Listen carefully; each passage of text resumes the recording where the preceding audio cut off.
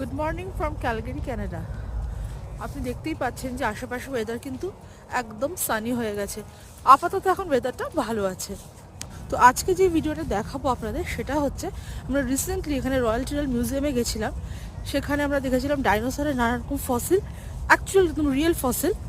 সেই ফসিল নিয়ে তো বড় ভিডিও আসছি, তাছাড়া ছোট্ট একটা স্টোরি আমি সেখানকার ফসিল নিয়ে আপনাদের সাথে শেয়ার করব, সেটাই দেখে নিন।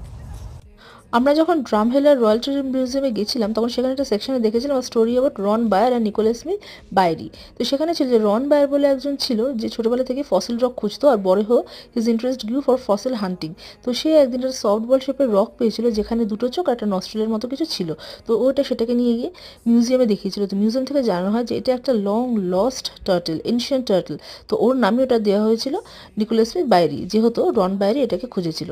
So this was a interesting story to share with you.